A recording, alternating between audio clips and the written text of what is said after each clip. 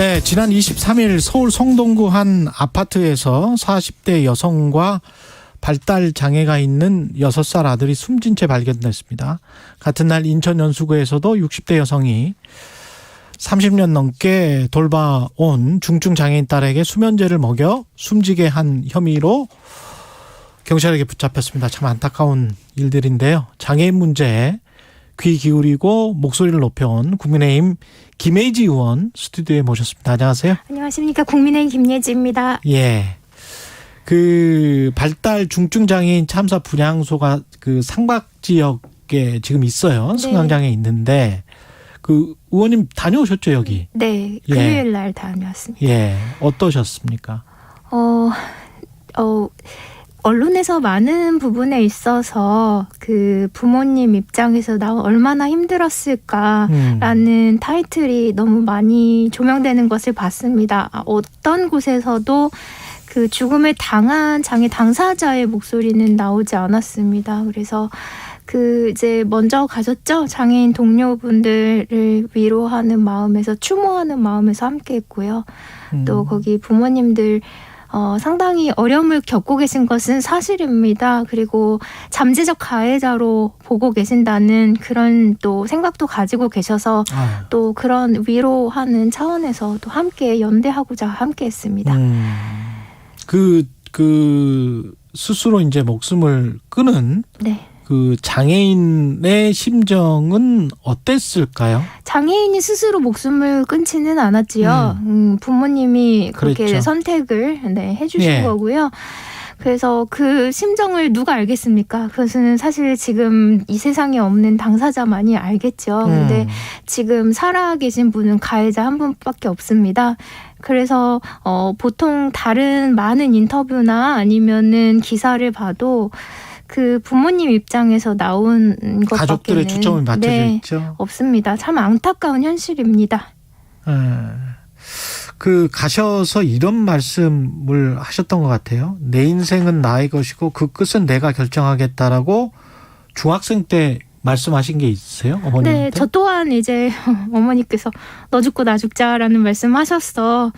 굉장히 힘들었을 때. 네, 그러셨겠죠. 그러셨으니까 그런 말씀을 하셨겠고, 예.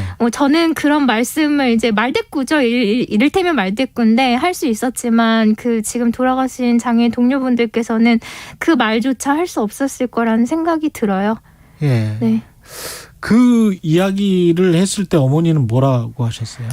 지금 정확히 기억이 안 납니다. 이제 오래됐지만 이런 게 저 하나밖에 없는 건 아니더라고요. 제가 이런 것을 쓰고 말씀을 드리고 이게 언론에 나가자 저의 장애인 동료분들께서 많은 분들께서 나도 들었다. 대부분이 다 들으셨던 거더라고요. 일단 너 죽고 나 죽자는 말은 네, 다 들었다. 네, 그래서 많은 분들이 너무 공감하시면서 되게 마음 아파하셨어요. 그러니까 이게 저만의 문제가 아니고 지금 죽음을 당하신 동료분들만의 문제가 아니었던 건 거죠. 그런 의미에서 내 인생은 내 것이고 그 끝은 내가 그쵸. 결정하겠다. 우선 태어나는 것은 결정할 수 없지만 그 어떤 본인의 삶의 끝은 본인이 결정할 수는 있는 거니까요. 뭐 올바른 선택은 아닙니다만은 그래도 어쨌든 간에 그것은 이제 본인에게 결정권이 있는 거지요.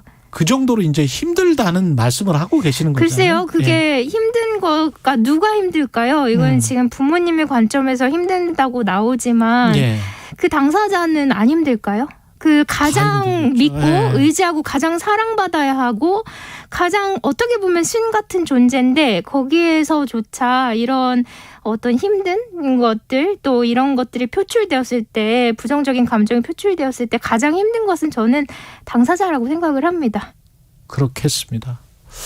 어떻게 그 사회적으로 제도적으로 아니면은 뭐 어떻게 하는 게 좋을 것 같습니까? 이런 비극이 자주 발생하는 편입니다, 한국이. 네, 근래 자주 발생을 했던 것 같고요. 전에도 왜 없었겠냐마는 잘 조명되지 않았던 것으로 저는 생각을 하고 있습니다. 그래서 이제 돌봄을 이제 가족에게만 맡기지 말자. 그래서 사회에서 함께 이렇게 돌봄을 분배하는 그런 돌봄을 어떤 재화로 보아서 아주 필수적인 분배 요소로 하자라는 제 말이 아니고 이 정의론의 대표와 학자이신 무스바움 교수님께서도 말씀을 이렇게 하신 바가 있습니다. 그래서 이제 현재 사회에서는 어떤 한 사람만이 약자라는 생각은 좀 버려야 할 때가 아닌가 해요. 우리가 모두 이제 고령 사회로 접어들고 있음과 동시에 그렇죠. 우리 모두는 젊은이들이 많지만 그들도 이제는 결국에는 노인이 될 것이고 또 이제 아이들의 돌봄도 마찬가지고 이제 사회가 전반적으로 순조롭게 이렇게 순환하기 위해서는 여러 가지 돌봄 체계가 잘 갖추어졌을 때 안전망도 구축이 되는 거거든요. 그렇게 봤을 때 이것이 어떤 장애인 가족의 문제가 아니라 이 사회적인 전반적인 문제로 보아서 이것들을 사회에서 적절하게 돌봄이 분배될 수 있도록 정책적으로 마련하는 게 필요하겠지요. 그렇습니다. 노인 문제도 점점 거동이 불편해지니까 장애인처럼 그렇죠. 돼 가는 거잖아요. 그리고 또 육아 문제도 있습니다. 그것도 또 하나의 돌봄 문제입니다. 육아. 네.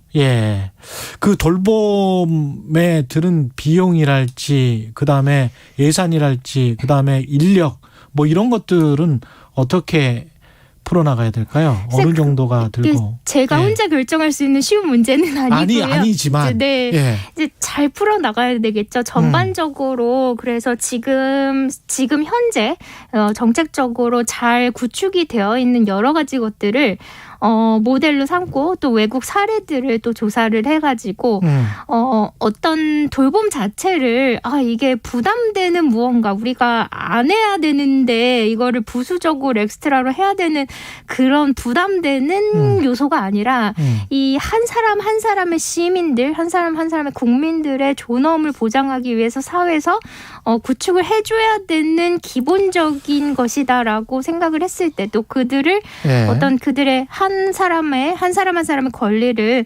지켜준다는 그 정부의 입장으로 생각했을 때 이게 필수적인 거기 때문에 그런 관점에서 조금 더 포용적으로 이것들이 정책이 마련이 된다면 예산도 물론 예산이 항상 어려운 문제입니다. 그래서 여러 가지 이제 논란들도 있고 집회들도 있고 한데요. 100% 누구에게나 만족할 수 있는 것은 없지요. 다만 이들의 목소리를 이렇게 점차적으로 이렇게 점진적으로 좀 수용하고 또 조금 더 넓은 폭으로 귀를 기울여 주신다면은 잘 구축이 되지 않을까 생각을 합니다.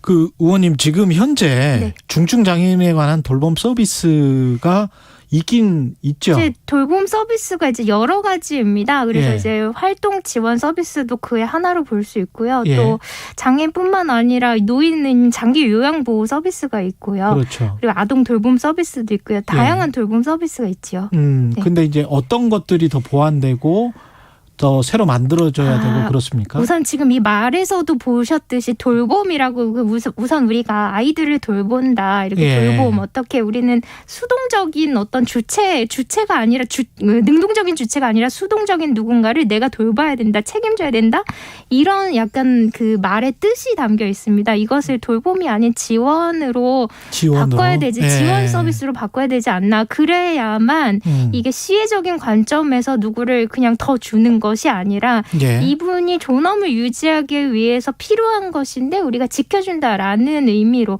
그리고 이분이 어떤 활동을 하는데 단지 보조적인 역할을 해준다. 그래서 지원을 뜻하는 그런 서비스를 이제 기본적으로 개념을 가지고 우리가 그것들을 마련해야지 당사자들에게도 만족도가 높은 것이 되고 또한 이분들이 돌봄 종사자라고 하지요. 근데 이분들도 이것이 어떤 내가 허드렛 일을 하는 것이 아니라 내 누군가의 존엄을 지켜주기 위한 지원 서비스에 내가 일원으로서 그렇죠. 힘쓰고 있다라는 그 자긍심 또한 고취시킬 필요가 있습니다. 심어줘야 된다. 네.